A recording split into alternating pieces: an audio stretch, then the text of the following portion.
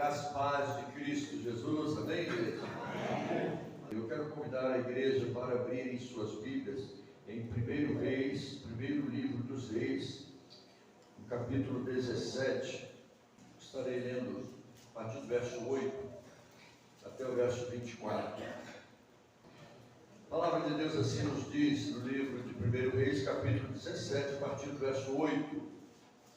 Então lhe veio a palavra do Senhor dizendo: dispõe-te e vai a Sarepta, que pertence a Sidom, e demora-te ali, onde ordenei a uma mulher viúva que te dê comida. Então ele se levantou e se foi a Sarepta. Chegando à porta da cidade, estava ali uma mulher viúva, apanhando lenha. Ele a chamou e lhe disse: traze-me, peço-te, uma vasilha de água para eu beber. Indo ela a buscá-la, ele a chamou e lhe disse: traze-me também um bocado de pão na tua mão. Porém ela lhe respondeu: tão certo como vive o Senhor teu Deus, nada tenho cozido. Há somente um punhado de farinha numa panela e um pouco de azeite numa botija. E vês, aqui apanhei 2 gravetos. Vou preparar esse resto de comida para mim e para o meu filho. Comê-lo-emos e morreremos.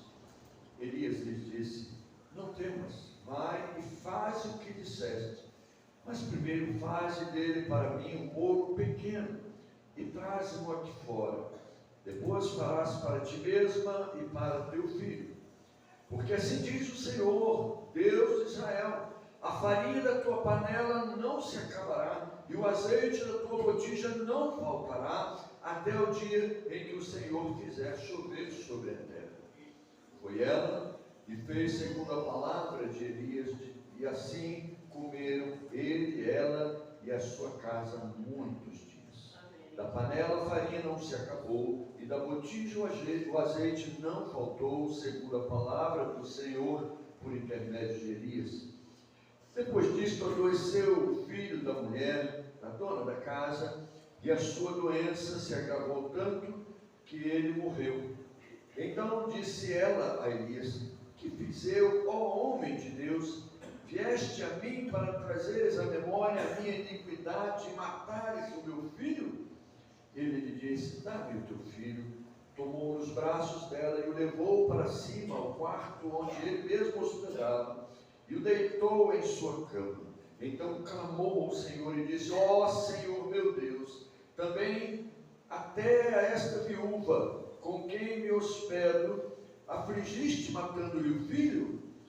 E estendendo-se 3 vezes sobre o menino, clamou ao Senhor e disse: ó Senhor meu Deus, rogo-te que faças a alma deste menino tornar a entrar nele.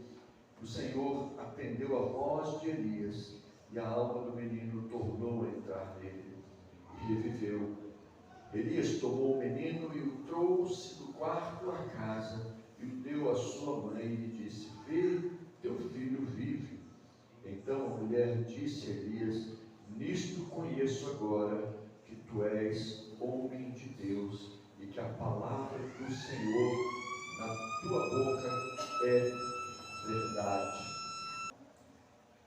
Elias foi um homem que enfrentou desafios terríveis também, grandiosos. Ele era um profeta de Deus. Ele iniciou um ministério profético em Israel. E ele pega pela frente, ou ele está diante de um momento em Israel, onde o rei Acabe era casado com Jezabel, uma profetisa, uma sacerdotisa de Baal, e eles tinham juntos introduzidos em Israel culto a Baal. Esqueceram-se do Deus Yahvé, esqueceram-se do Deus que libertou o povo do Egito, esqueceram do Deus que conduziu o povo pelo deserto e o deu a terra prometida. Acabe foi o 7º rei e reinou no reino do norte. Israel estava dividido: o reino do norte com a sua capital em Samaria, o reino do sul com a sua capital em Jerusalém. E o reino do norte com Acabe foi o primeiro a sofrer as penalidades de Deus, as duras, a ira de Deus, a disciplina de Deus quando foi levado para o cativeiro assírio. Mas o contexto aqui é um contexto ainda no início do ministério. Tanto Elias como seu discípulo mais à frente, Eliseu, introduziram o ministério profético dentro de Israel. E aqui neste quadro em particular, diante desse desafio que Deus mandou, e o quadro anterior mostra que havia uma fome. Ele tinha profetizado: vai haver fome durante 3 anos e 6 meses, Acabe, não vai chover e você vai sofrer, o povo vai sofrer por causa da sua incredulidade, por causa do seu culto pagão, o povo vai sofrer. E Deus mandou que ele se refugiasse à beira de um córrego, de um rio, próximo ao Jordão, o rio de Querites, e lá ele iria ser sustentado por corvos que iriam trazer pão e carne de manhã e à tarde.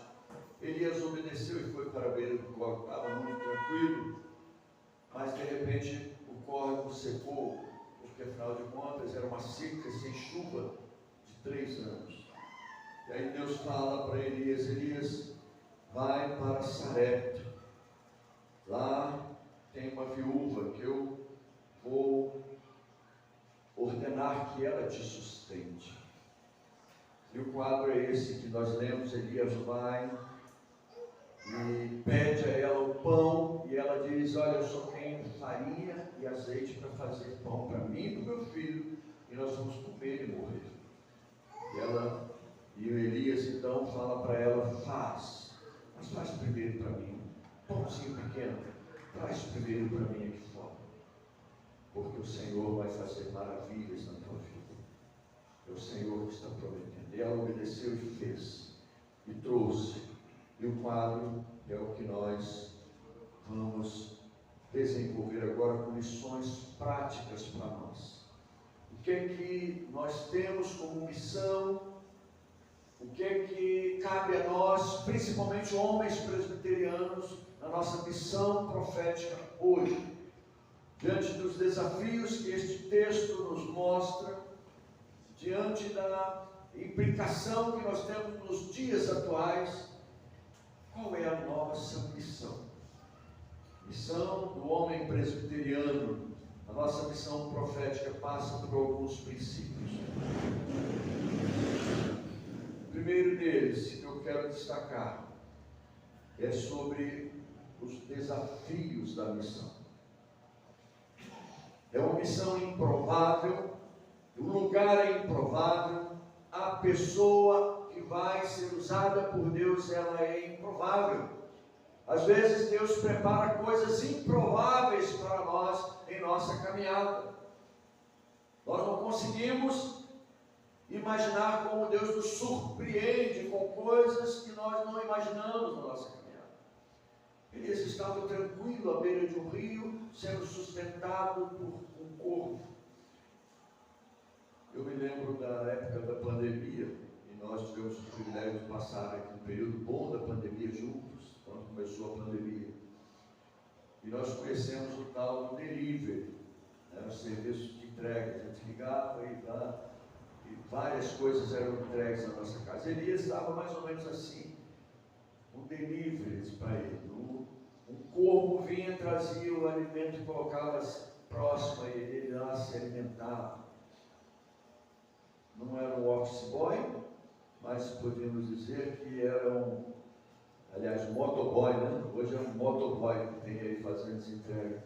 Mas era um corvo boy, ou corvo, né? Sei lá, um corvo que Deus usou, um animal que se alimenta de carne, agora trazendo carne para Elias. E aí Elias agora recebe a missão, vai para Sarepta, uma missão improvável. Talvez se nós estivéssemos no lugar de Elias, talvez a gente diria assim, penso eu: o Senhor, eu estava lá numa boa, tranquila, aquela água fresquinha, Senhor não podia fazer jorrar água daquelas rochas lá daquele riacho? O Senhor que fez a água fluir da rocha lá no deserto, o povo. Mas o Senhor vai me mandar agora para Sarepta, lá em Sidom, lugar improvável, pessoa improvável, uma viúva. Olha como Deus faz, né? Deus às vezes nos tira da zona de conforto. Os desafios da missão, às vezes, nos faz sair da zona de conforto. Sarepta era um lugar, aliás, Sidom, né? Sarepta era um vilarejo, Sidom era a região dos sidônios, onde o rei e todo o povo adorava Baal. A divindade lá era Baal, inimigos de Israel. E agora o Senhor Deus manda a Elias ir para lá. É interessante que o Senhor Jesus vai fazer menção neste quadro. Num certo momento, o Senhor Jesus, ele vai para Nazaré. E lá, ele entra na sinagoga e lhe é dado o livro para ele ler. Ele abre no profeta Isaías, lê o profeta Isaías e diz: hoje se cumpriu esta missão, ou esta profecia. Ele lê lá porque o Espírito do Senhor Deus está sobre mim, pois me enviou para evangelizar os pobres, libertar os cativos. E aí, quando ele encerra a leitura, ele fecha e entrega o livro para o servente do templo. E aí o auditório dos judeus na sinagoga, uns murmuram, dizendo assim: mas esse não é o filho de José, o carpinteiro, que viveu aqui entre nós? Ou seja, pelo estilo e autoridade de Jesus, eles ignoraram, porque ele veio de um lugar tão simples e humilde, de uma família tão simples e humilde. E Jesus então vai usar esse quadro, vai dizer: havia muitas viúvas em Jerusalém, em Israel, na época de Elias. Mas não foi para nenhuma delas que Deus mandou Elias, mas foi lá para a viúva de Sarepta. Olha só como Deus faz coisas improváveis, maravilhas que nós não compreendemos. O lugar é improvável, a missão é improvável, a pessoa é improvável, uma viúva. Mas Deus preparou tudo para o profeta. Desafios da missão. Segunda lição que nós tiramos deste quadro é o caráter da missão. Qual foi a missão de Elias? Elias foi para lá para evangelizar? Elias foi para lá para profetizar? Qual foi a missão de Elias? Verso 9 vai dizer para a gente qual foi a missão de Elias. Dispõe-te e vai a Sarepta, que pertence a Sidom, e demora-te ali, onde ordenei a uma mulher viúva que te dê comida. A missão de Elias era sobrevivência. Ele precisava sobreviver àquela fome. E Deus mandou ele para lá para ele ser abastecido, para ele ser sustentado por aquela viúva. A missão de Elias não era outra, mas era de sobrevivência. Isto nos chama a atenção, queridos, porque nós não estamos numa colônia de férias. A igreja não está em colônia de férias. É muito bom quando a gente está em um momento como este, uma igreja alegre, com coral, com instrumentista, uma banda maravilhosa, né? Fluindo louvores maravilhosos, amigos, irmãos, é muito bom. Mas nós precisamos entender que há uma hoste espiritual do mal se levantando contra nós. O mundo espiritual está em guerra contra a igreja. Aqui nós estamos em paz, mas tem muitos irmãos nossos sendo perseguidos e mortos pelo mundo afora. A guerra contra a igreja, ela nunca parou. O inimigo nunca deixou de ser inimigo, o leão nunca deixou de rugir ao redor do crente. Nós não estamos numa colônia de férias, nós não podemos deitar e dormir na rede da graça. Nós somos soldados na frente da batalha. Precisamos estar atentos ou sobrevivemos pela fé, pela determinação, por aquilo que Deus tem feito em nós, através de nós. Nós precisamos sobreviver neste mundo. E só vamos sobreviver se nós buscarmos o alimento, o pão que vem do céu para nós. A palavra de Deus para nós. Não há outra fonte. Nós precisamos ser sustentados pelo pão vivo que desceu do céu. Elias foi enviado para Sarepta para ser sustentado pelo pão da viúva. Nós, igreja, na nossa frente de batalha, diante da guerra que nos cerca, nós somos sustentados pelo pão vivo que desceu do céu, nosso Senhor e Salvador Jesus Cristo. Esse é o caráter da missão, esta é a missão que temos em frente. O homem presbiteriano, em sua missão profética hoje, enfrenta os desafios, sabe qual é o caráter da missão. Em terceiro lugar, ele também conhece as exigências da missão. Quais são as exigências da missão? O verso de número 13 e 14, 13 a 16, vão mostrar para nós. Elias lhe disse a mulher: não temas, vai e faz o que disseste, mas primeiro faz dele para mim um bolo pequeno e traze-mo aqui fora. Depois farás para ti mesma e para o teu filho.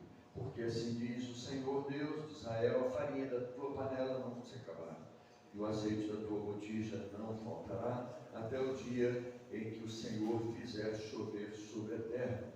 Foi ela e fez segundo a palavra do Senhor. Assim comeram ele, ela e sua família e sua casa muitos dias. Da panela a farinha não se acabou, da botija o azeite não faltou, segundo a palavra do Senhor, por intermédio de Elias. Exigência da missão: fidelidade e honra somente a Deus. Elias, quando ele fala para aquela mulher: faça primeiro para mim um bolo pequeno, Elias não estava sendo malvado. É a primeira vista, né? Uma viúva com seu filho vai fazer o bolo porque ela sabe que é a última comida, é a última refeição da sua vida. E agora vem um profeta que eu não conheço, lá da terra dos judeus, e vem e me pede, eu tenho que dar para ele primeiro. Ainda que seja pequeno, mas é pouco. Eu só tenho para mim e para o meu filho. Mas diante da palavra do Senhor, que o profeta profere: assim diz o Senhor Deus, a farinha da panela não se acabará. Aquela mulher obedece e vai. Esse quadro se assemelha muito ao de 2 Reis, capítulo 4, com Eliseu. Eliseu está diante também de uma viúva, e a ordem de Deus é: manda que seus filhos tragam panelas, não poucas. E ela manda os filhos trazerem as panelas. E à medida que as panelas vão sendo trazidas, ela entra no quarto, fecha a porta e vai derramando o azeite. E o azeite vai se multiplicando, e as panelas vão enchendo, ela vai separando. Até que chega o momento que ela pede uma panela e não tem mais. E aí o azeite seca. Ela tem abastância, e aí ela pode vender o azeite, pagar a dívida dos filhos e viver do resto. O texto lá de 2 Reis é bem parecido, mas eu fico olhando esse texto aqui, não tem multiplicação de panela, tem multiplicação dos ingredientes na panela. É diferente, né? Lá a ordem é: tragam panelas vazias, vasilhas vazias. Aqui não, aqui a ordem é: faze primeiro para mim, e o azeite não vai faltar, e a farinha vai se multiplicar. É como se tivesse uma fonte dentro da panela, multiplicando a cada vez que se pegava o azeite se multiplicava. A farinha da mesma coisa, da mesma forma. Havia uma fonte de farinha dentro da panela. Como Deus faz coisas maravilhosas. Às vezes o milagre tem o mesmo formato, mas a forma de Deus agir é diferente. Às vezes o que Deus faz na vida de um irmão, na vida de outro, é a mesma bênção, mas Deus usa de artifícios diferentes. O nosso Deus exige de nós fidelidade e honras. A mulher, ela foi e obedeceu, porque ela entendia que a ordem não era simplesmente de um homem de Deus, mas do próprio Deus. O nosso Deus exige de nós fidelidade. É interessante o detalhe de um bolo pequeno para mim. Faz para mim um bolo pequeno, verso 13. Deus não pede muito. Aliás, Deus só pede fidelidade dos seus filhos. E às vezes nós não conseguimos ser fiéis ao nosso Deus. Como tem sido a tua fidelidade para com Deus? Deus só pede na vida financeira, é um exemplo de como está a nossa fé. Alguém disse para mim, certa vez, e eu achei maravilhoso e muito procedente. Termômetro na vida do crente é como ele contribui na obra do Senhor. Se ele é liberal ou se ele não é liberal, como ele serve ao Senhor. Porque, meus irmãos, Deus não precisa de nada. Ele poderia muito bem sustentar Elias lá na beira do riacho de Quiriate.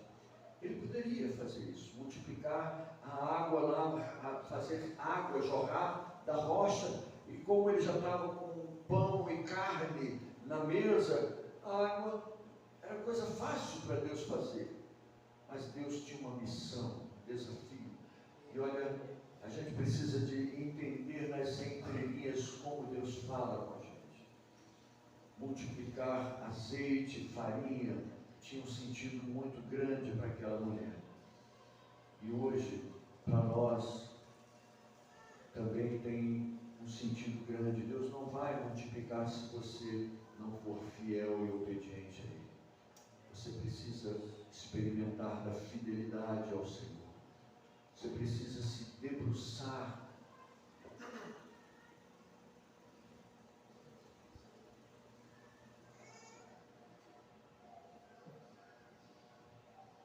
Você precisa se debruçar sobre as promessas do Senhor. Entender que Deus é fiel, Ele cumpre as suas promessas.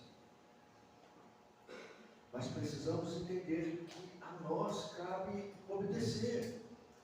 Cabe ser fiel, cabe prestar a Ele a honra. Ele é Deus, Ele é o Senhor da prata e do ouro, Ele nos deu tudo. E Ele só pede o pequeno, coisa pequena de nós. O que é que Ele tem pedido a você, amado irmão? O que é que Ele tem pedido a você, amada irmã, como prova de sua fidelidade a Ele?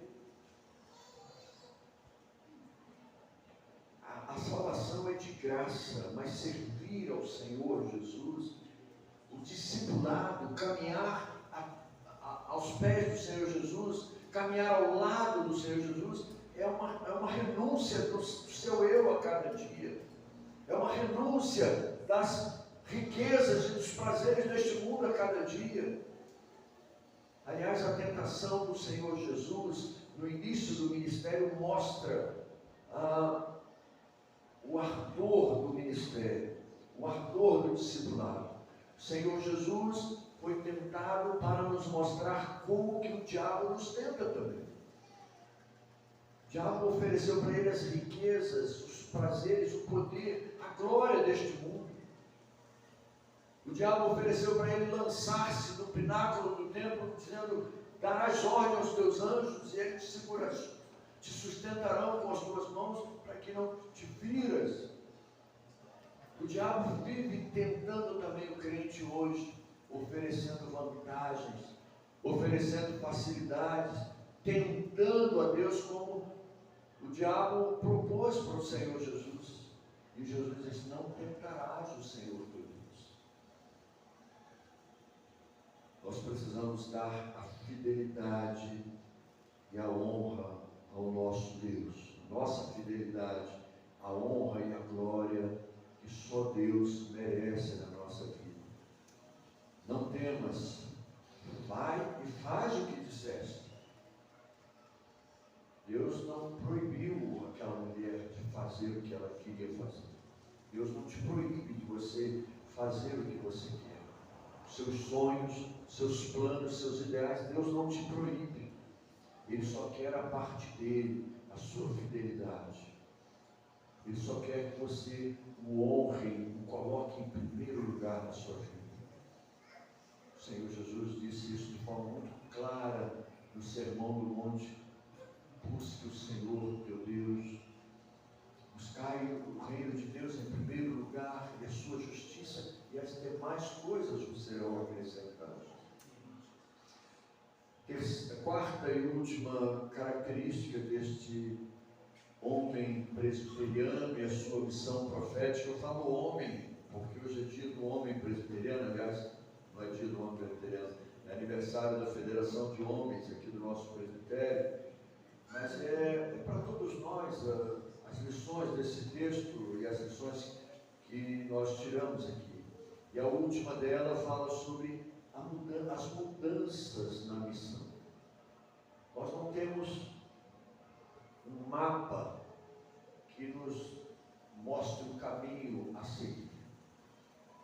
Nós fazemos planos, nós traçamos metas, mas o caminho que virá para nós amanhã só Deus sabe.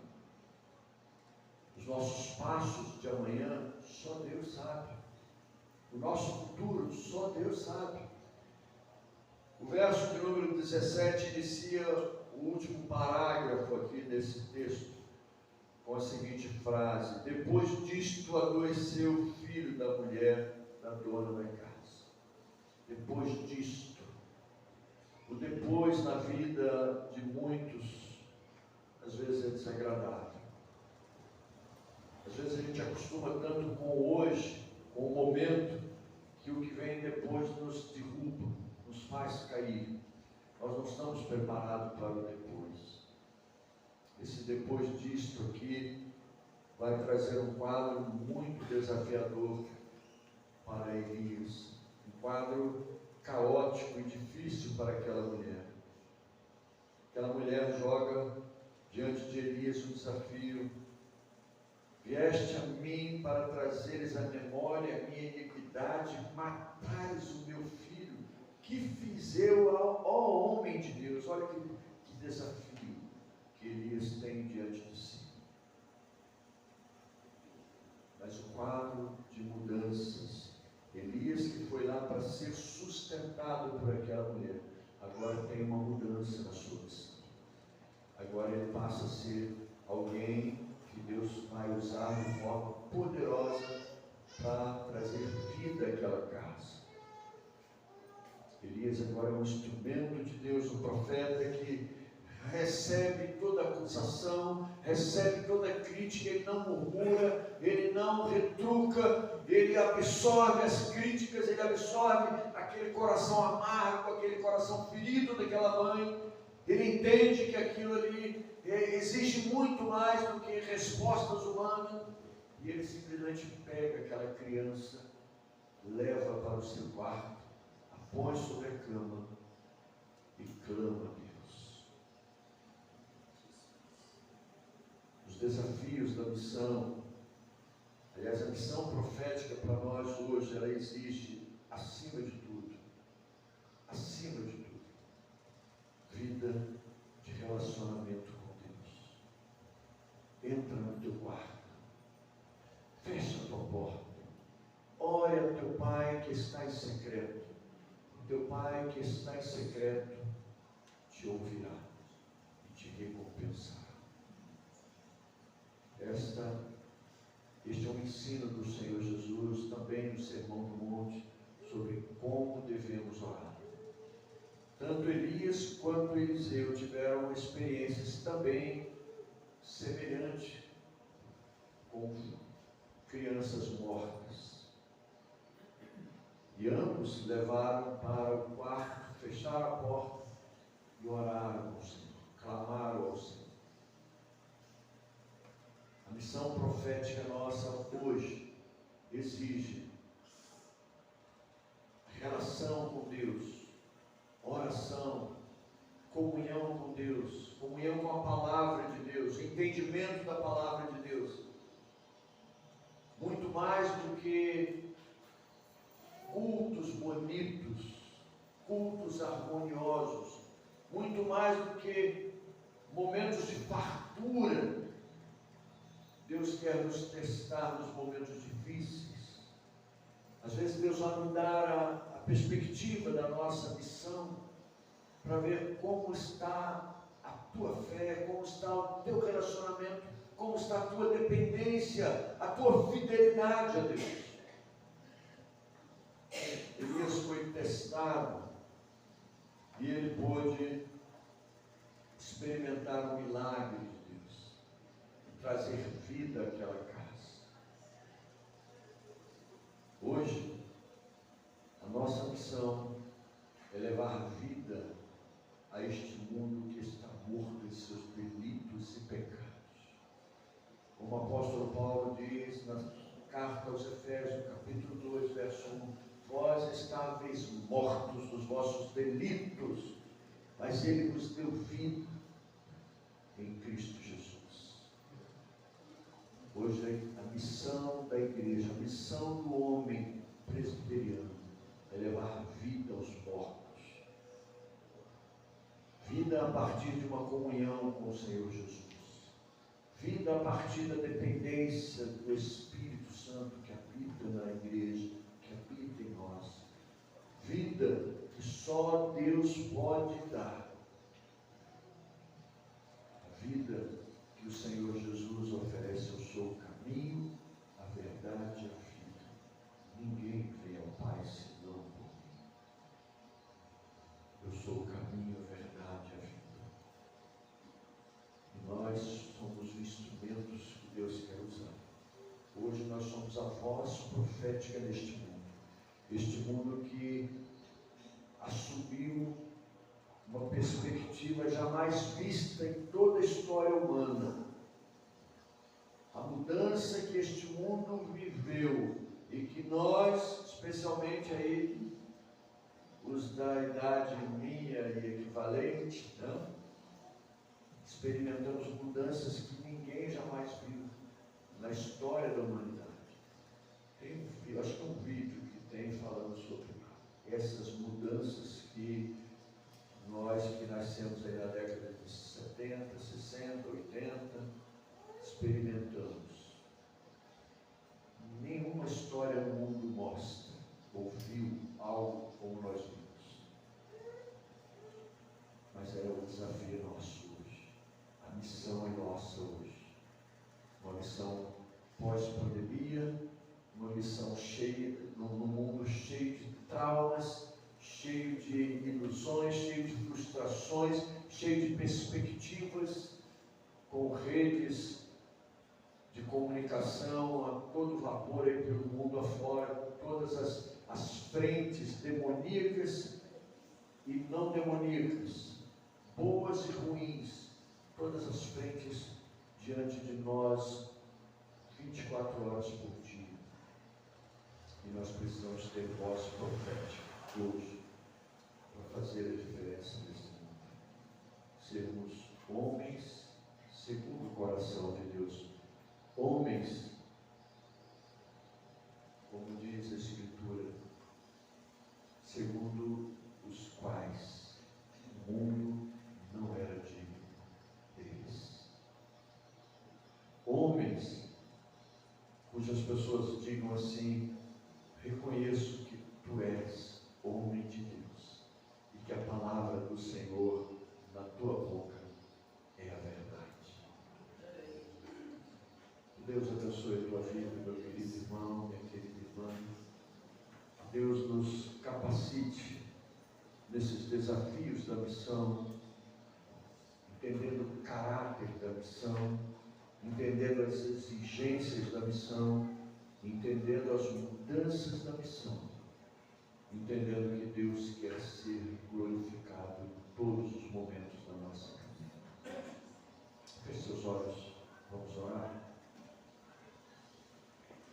Querido Deus eterno, maravilhoso Pai, Deus de amor e de graça, obrigado, Pai, por este momento precioso, onde nos reencontramos com amigos, irmãos, queridos nossos. Momentos em que nos deleitamos, ó Deus, entre os louvores e a adoração, e também no banquete da Tua Palavra.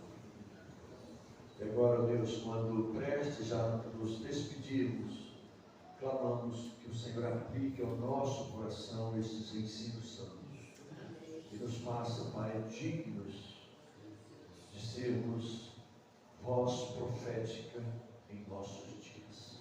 Em nome do Senhor.